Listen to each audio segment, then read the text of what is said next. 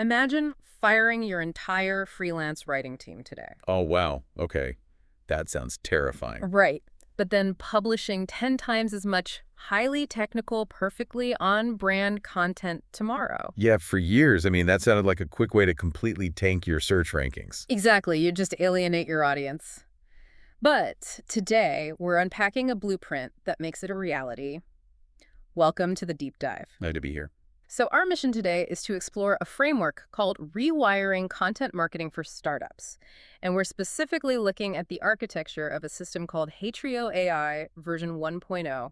It is a really fascinating system. It really is. And since we want to walk you through this visually, let's start with the first visual of the blueprint. Picture this massive next-generation industrial factory floor. Right. It looks like pure engineering, not artisanal writing. Exactly. On the far left, you have these huge, heavy-duty industrial funnels catching raw material. In this case, that's raw market signals and search data. And that data flows through massive pipes into a refinement cylinder, pushes through a generation core, and gets contextually enriched. Then it passes through SEO calibration valves, and finally, it just drops into a structured sorting bin. And that sorting bin outputs perfectly formatted blog posts, social snippets, and white papers. Yeah. It's incredible. The visual of that factory floor is crucial, because it represents a complete paradigm shift. For the longest time, content creation has been this handcrafted bottleneck. Right, like an artisanal process. Exactly. We relied on a single writer staring at a blank page, just hoping for inspiration, manually researching every single keyword. So tedious. But now, we're watching that process become a mechanized, high-yield pipeline. But the transition to an industrial scale introduces a massive risk. Yeah, how do you automate output without losing the unique soul of your brand? Or worse, triggering an algorithmic penalty from Google. Right, which is the nightmare scenario. So before we figure out how this specific refinery works, we need to understand the crisis it was built to solve. The bottleneck. Exactly. If you look at the visual for the next slide, you see a pipe system that is completely choked. Oh yeah, pressure dials deep in the red. Water is literally leaking from the joints. The document labels this the headcount reality. And if you're listening to this and you've ever stared at a blinking cursor at 11 at night, well, we've all been there. Trying to force out a 2,000-word SEO article just because your editorial calendar demanded it, this bottleneck is exactly what you are feeling. It really comes down to a harsh economic reality. On one side, the math is undeniable. Consistent content creates compounding SEO momentum. Right, that beautiful upward curve of organic acquisition. Exactly. But businesses inevitably hit a mechanical limit on their capacity. The pipeline just bursts because marketing leaders are forced into a lose-lose choice. What's the choice? Well, you either build an internal team of full-time writers, which is incredibly slow and just burns through cash, right? Or you rely on an army of external freelancers who, let's be honest, rarely understand your complex product. Right? The outcome is so predictable. The content calendar goes stale, the organic momentum flatlines, and marketing shifts from being this proactive growth engine to just a reactive scramble to put out fires. Which is exhausting. Totally. So naturally, early AI tools came along and promised to eliminate this bottleneck overnight. But moving to the next slide, the blueprint illustrates what it calls the Gen 1 trap. Ah, yes, the trap. And looking at the visualization here, Gen 1 AI isn't depicted as a solution at all. It's drawn as a set of concrete stairs leading straight down into a dark pit. The pit is a perfect metaphor, honestly. Okay. Gen 1 AI gave us speed, but it completely stripped away fidelity. It's kind of like a fast food burger, right? That is exactly it. Think about how large language models, or LLMs, actually work at a base level. They just predict the next most likely word based on the entire internet. Right. So Gen 1 AI is essentially like hiring a hyper-caffeinated speed typist who has read every website ever published. Yeah. But they have absolutely no idea what your specific company sells or values. Wow. Yeah. So they can type 1,000 words a minute, but the output is just a bland amalgamation of your competitors' talking points. Exactly. And the business consequences of that pit are drawn out clearly here. Google's EEAT guidelines. That's experience, expertise, authoritativeness, and trustworthiness, right? Yes, exactly. Those algorithms are actively hunting for that generic robotic output to deprioritize it. They're specifically looking for the nuanced human elements that Gen 1 just strips right out. So generating a mountain of Gen 1 content isn't just ineffective, it actively harms your domain authority. It does. Which brings us to the architectural shift of Gen 2 engines like Hatrio AI. Instead of stairs leading into a pit, the schematic visualizes Gen 2 as interlocking upward building blocks. That's a great visual contrast. Right. The distinction is that Gen 2 marries the raw velocity of an LLM with strict brand fidelity. Gen 1 made generation fast, but Gen 2 makes it publishable. Because it's calibrated and structurally sound. Exactly. It's designed to satisfy those EET guidelines automatically. Okay, so we have this massive, perfectly calibrated pipeline. But if you think about it practically, how does a cold industrial machine actually learn to sound like a nuanced human brand? That is the million-dollar question. Right. So if we zoom into the center of the factory floor on the next visual, we see a literal conveyor belt. Raw inputs are rolling down the line in crates, entering a workflow automation hub, getting stamped with SEO structure, and passing through a very specific voice calibration unit. And that voice calibration unit is the core differentiator of the entire system. It completely bypasses the need for a human to constantly write generic prompts like, make this sound professional. Oh, I hate writing those prompts. We all do. So visualize the next slide. It shows a physical control panel mounted on this machinery featuring 4 highly sensitive equalizer dials. You are literally locking in a brand signature across multiple psychological vectors. Let's really unpack these dials because they dictate the reader's entire experience. The first slider is tone. You can slide it from heavily authoritative all the way down to conversational. And the second dial is vocabulary, ranging from highly technical to broadly accessible. The psychology behind those two alone is just massive. How so? Well, say you are a B2B cybersecurity firm. Your buyers need to trust your technical competence immediately. Right, absolutely. So you push the vocabulary dial way up to technical and the tone to authoritative. But if you are a millennial skincare brand, that exact same setting would alienate your audience instantly. Yeah, they'd think you were a robot. Exactly. You need accessible vocabulary and a conversational tone for that audience. Makes total sense. Then you have the third dial, syntax. Do you want complex, flowing, multi-clause sentences or short, punchy fragments? Right. And the fourth dial is formatting. Are your readers looking for dense, comprehensive paragraphs or highly scannable content driven by bullet points and bold text? By adjusting those 4 dials, you create a mathematical signature of your brand's voice. The LLM is no longer pulling from the average of the internet. It is constrained tightly by the parameters of that specific signature. I have to push back here, though. Okay, go for it. Let's say I'm an agency operator, right? And I'm running this exact machinery for 10 entirely different clients. I've got that cybersecurity firm on one hand and the fun skincare brand on the other. If they are all running through the same foundational LLM using the same underlying types, won't the content inevitably start bleeding together? That's a very common concern. Yeah, won't they all eventually regress to the mean and just sound like the same robot? The fear of homogenization is definitely the #1 reason operators hesitate. But the architecture addresses this through strict environment isolation. What does that mean practically? It means the system learns a company's unique signature once and essentially walls it off. It never reverts to a generic baseline because the architecture maintains absolute isolation between multiple distinct client signatures processing simultaneously. So they don't mix at all? Never. The cybersecurity firm's data and voice parameters never touch the skincare brand's parameters. They operate on the same overarching platform, but in entirely different acoustic chambers, so to speak. Acoustic chambers. That makes a lot of sense. But sounding good is still only half the battle, right? Oh, for sure. You can write a beautiful, perfectly on-brand article, but if nobody finds it, it's just an expensive diary entry. That's a great way to put it. So we have to look at how this machinery captures algorithmic attention. And the blueprint reveals an incredible structural architecture for this on the next slide. It looks like the heavy steel I-beams of a skyscraper being laid down on a foundation. Because the foundation of SEO is structural, not just linguistic. Yeah. You can't just throw beautiful words on a page and hope Google's crawlers understand your value. Great. The foundational steel of the skyscraper, what the schematic calls load-bearing headers, represents your H2s and H3s. Most writers just treat headers as a way to visually break up a wall of text for the reader, though. Exactly. But Hatrio AI treats them as algorithmic beacons. Explain the mechanics of that. How does a header act as a beacon? When Google's algorithm crawls a page, it uses headers to understand the semantic hierarchy and the comprehensive depth of the content. Hatrio maps those load-bearing headers directly to competitive search intent gaps. Wait, so it looks at competitors? Yes, it analyzes what competitors aren't answering in their articles Yeah. and structures your H2s and H3s to definitively answer those specific queries. The AI is architecting the skeleton of the article based on raw search demand before it even writes a single paragraph. That is wild. And right beneath those steel I-beams, the visual shows an embedded wallowing system. It's an automated internal linking structure. Oh, that's huge for topical authority. Right. It builds authority by wiring the newly generated content directly into your existing pages, passing link equity around your site.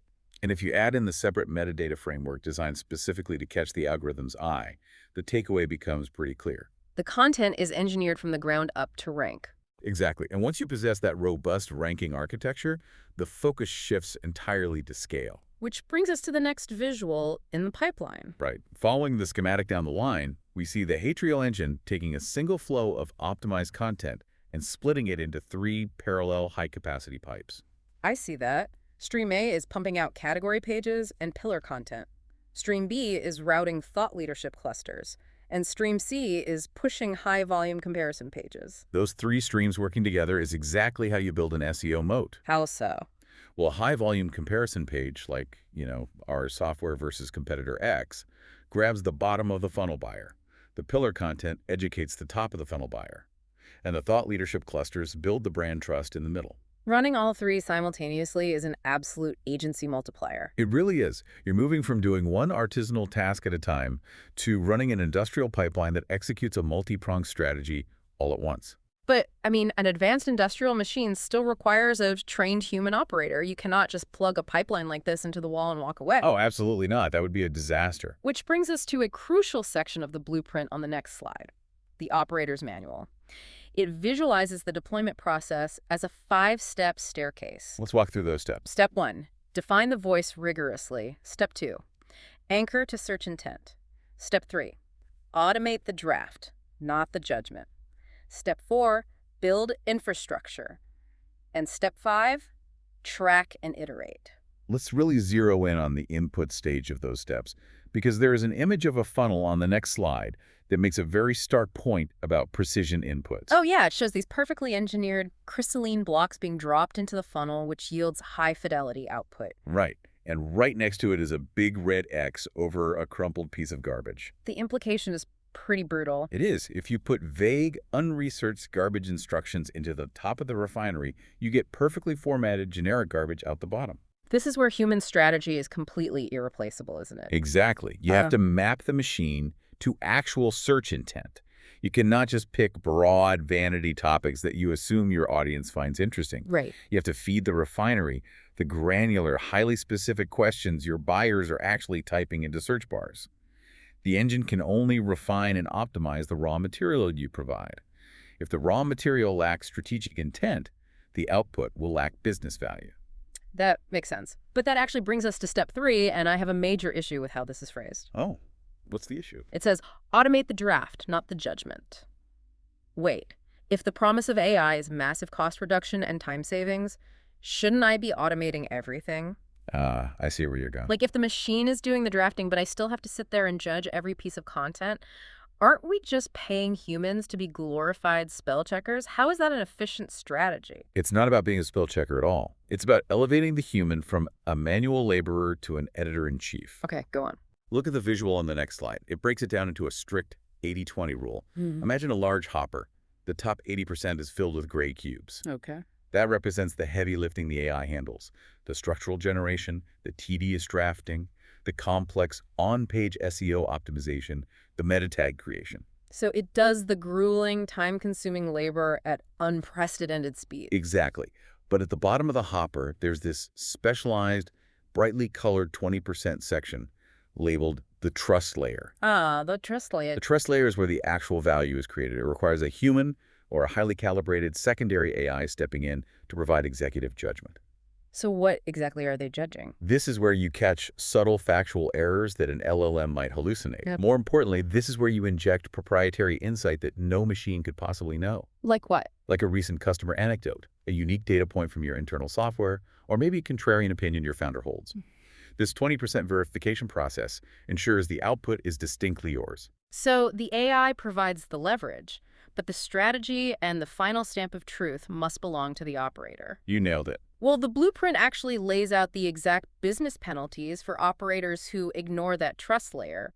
The next visual is basically a warning label for the machine, titled The Anatomy of AI Content Failure. It's a very necessary warning. So what actually happens when operators treat this pipeline like a magical set it and forget it button? The systemic impact is catastrophic. The chart shows 4 specific failure points.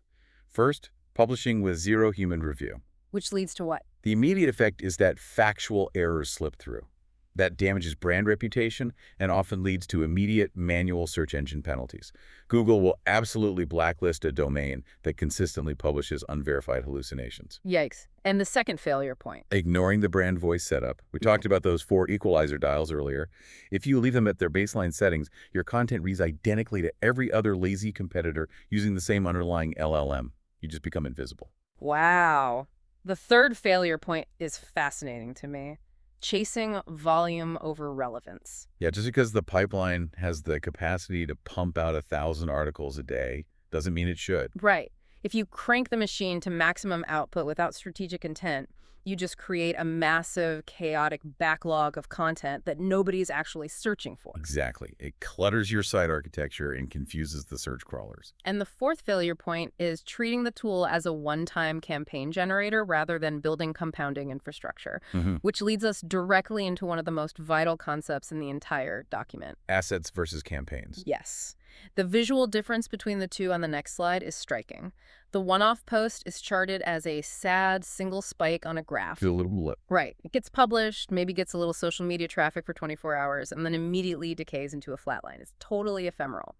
But right below it, the compounding asset is drawn as a deeply interwoven, curving brick wall. It's built methodically over months. That brick wall represents structural SEO value.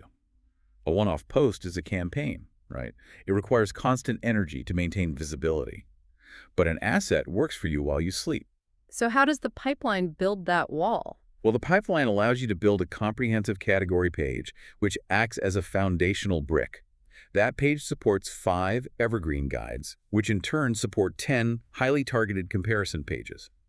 The internal linking passes authority between them all. So content that isn't measured, that doesn't compound structurally, is just a cost center. Exactly. You have to use the refinery to build that interwoven wall over time. Looking at the final sections of the schematic on the next slide, it's clear the pipeline is highly adaptable to different business models. We see this central gear connecting to 4 distinct operator profiles. Yeah, the modularity is great. For founders, they can use this to build baseline organic traffic and prove customer acquisition channels to investors long before they have the budget to hire a full marketing team. Which is huge for early-stage startups. Definitely.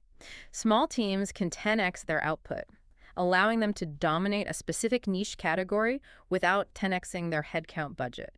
Agencies can scale their client base and improve margins without linearly scaling their freelance roster. And SaaS growth leaders can move faster than competitors to own emerging search terms in real time. The modular scalability is impressive, but it all really drives toward the ultimate, most critical realization in this entire blueprint. Let's talk about that. The final visual shows a set of concentric circles, kind of like a target. Right. The wide outer rings are labeled the commodity layer, and the tiny center is the focal point. Think about the history of the factory floor. When electricity was first introduced to manufacturing, having it was a massive competitive advantage. Sure, you could run your machines at night. Your assembly lines were faster. Exactly. But within a decade, every single factory had electricity. It became a commodity. Having it didn't make you special anymore. It was just the baseline requirement to keep your doors open. So you're saying generating content with AI is following the exact same trajectory? 100%. As AI generation becomes universally commoditized, the differentiator is no longer, can you produce content? The blueprint makes this incredibly clear. Soon, everyone will be able to produce technically proficient content instantly. So the ability to generate text is just the outer ring. It is the commodity layer. Exactly. So if generation is commoditized, what is the new competitive differentiator? What is the center of that target? The new differentiator is the trust layer we discussed earlier. The question is no longer, can you write an article? The real question is, can you produce content that is genuinely on brand, factually unassailable, enriched with proprietary insight and architected structurally to capture search intent. Wow.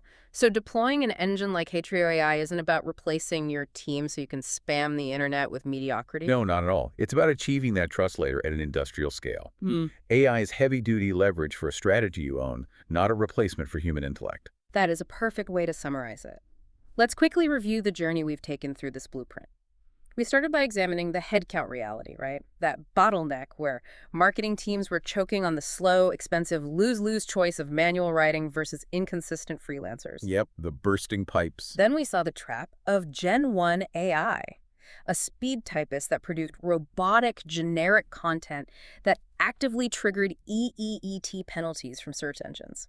Then we walked through the architectural solution, the Gen 2 Content Refinery. And building blocks. Right. We explored the psychological dials that lock in a brand's unique signature, the load-bearing I-beams that guarantee the content maps to search intent, and the multi-stream pipeline that scales output across category and comparison pages. We also unpacked the operator's manual, emphasizing that crystalline, precision inputs completely dictate the quality of the output. We analyze the golden 80-20 rule, automate the heavy lifting of the draft, but rigorously protect the human judgment of the trust layer.